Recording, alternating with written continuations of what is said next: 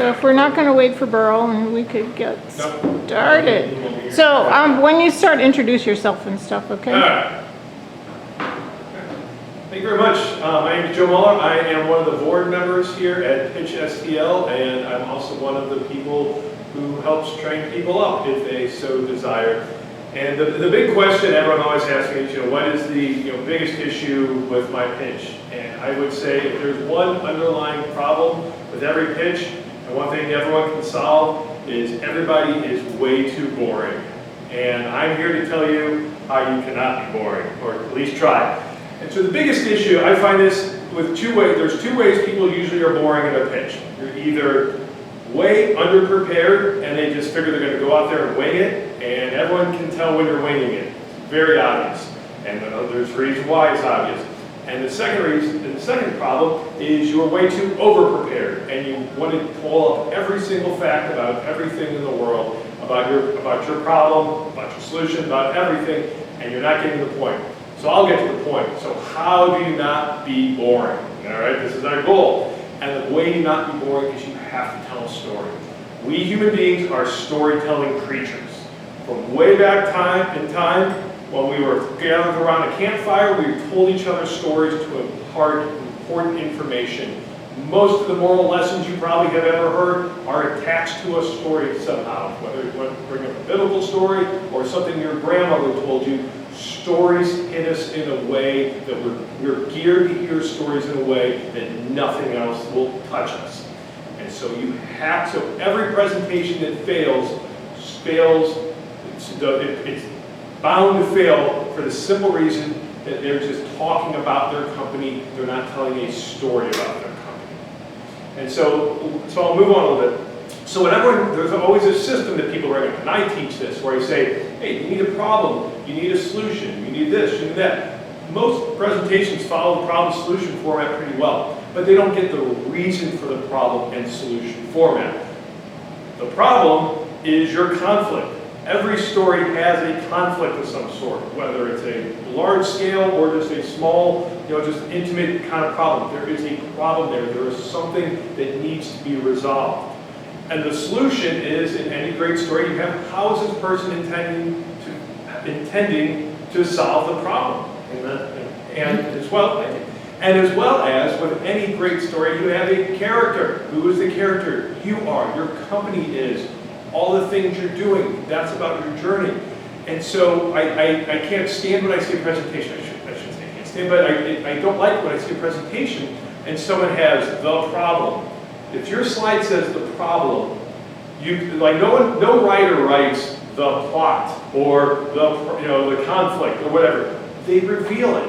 And so in your presentation, it needs to be natural, where you're talking about this is the problem here. This is where we are. And for any given situation, here's where we are.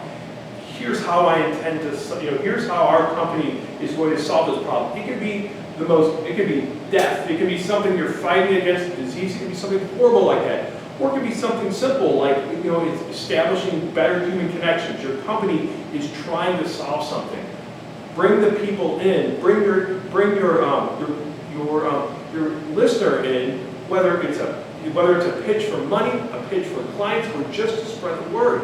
Get people to understand. Make it a story.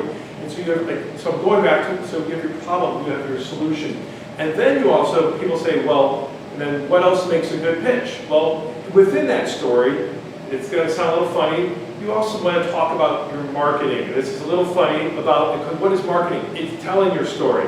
And so you have to have a story. It sounds very funny. You have to have a story about how you're telling your story. And that's part of it. It's like, hey, this is part of our solution, is that we're going to tell this story to other people. We're going to spread the word around to all these other people about how they can they can do this. Mary always says, who runs Pitch STL always says, I'll botch it, but you say, my company does this so that these kinds of people can do this sort of thing. And that's a great way of looking at it. And you need to be able to tell that in a fun, interesting, coherent way so that everybody leaves. It doesn't matter if it's an elevator pitch, a 15-minute pitch, a half hour you're in front of investors and they're grilling you to death.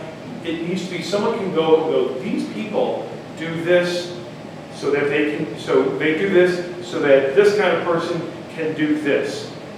And it's all, and guys, if you need, it needs to be interesting, it needs to pull people in. You need to start with a good beginning. I hope I had a good beginning on this one. I hope I pull people in on this one. You need to pull people in.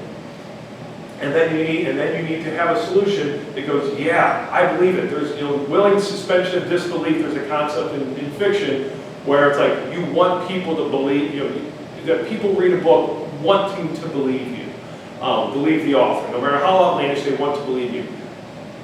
You might be surprised, but when you're presenting to people, they have that a little bit. And if you just give them a reason with your solution, if you give them a reason to come along with you, they will come along with you. But it's so important from the very beginning when you're talking about everything, from your team to everything, it's all in line with this story, this great story you're telling. Hey, we're doing this. We have this amazing company. We're going to be doing this. Come along for the ride. Everything else is just details within that. If you don't get that right, your overall story, how everything you put in that presentation, if every word you're saying, everything up on your screen is not aligning with that story, with that underlying message, the way that humans fundamentally communicate with each other. If you are not doing that, then your pitch will fail. You won't get investors, you won't get customers, you won't even get people talking to you after if you just do a 2-minute pitch, you won't even get people talking to you afterwards if you can't put everything into just an overriding story arc. So that's about it. I'm trying to keep it as pithy as I possibly can. That's my advice for people. I help people. Before they give their pitch STL, I try to give them advice. And but for me, it's always about trying to create a coherent narrative when we're pitching. So thank you very much. Okay, tell me the story about what was the moment when you discovered how important story was? Oh, wow, that's a good question. You know what? I was, I'm a amateur author. I write, so I'm always key to. I love people, and I've always been key to people who can tell good stories. But we were helping one person do a pitch. He was a science person. And he was literally, this was back when I was helping with Missouri Venture Corps. And he was literally one of those boring speakers. He was a science, he was a science guy. And it was one of those boring people I've ever come up with, seen in my life. But he was trying to solve the problem of bacterial, the wrong prescription for antibiotics in hospitals. And not just wrong, but the wrong cocktail and this and that. And he just offhandedly said, "Well, something like 750,000 people die from the wrong use of bacteria in hospitals every year." I mean, just like we were just in conversation, you mentioned that, and everyone there goes, "What? Like 750,000 per year?"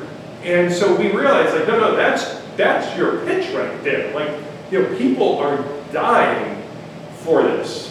And it was amazing because he was so matter-of-fact about everything. But then once we got this, like, we are fighting this conflict, resolution, solution, all this. Once we have that, all of a sudden he actually loosened up. And his pitch flowed because he could tell, he could feel it. You could feel very much like, this is how it's supposed to flow. And so, he was not the world's most dynamic speaker, but he gave a great pitch because he finally had a coherent conflict and resolution and solution to pull people through. And I believe when he did his pitch, it was outstanding. So I think that was the real aha moment for me. But it took somebody who really couldn't tell a story to get him to tell a story. Okay. Other questions? Kristen? That was good. All right. That was great. We definitely have something here. Thank you very much. Cool. Okay. Yeah.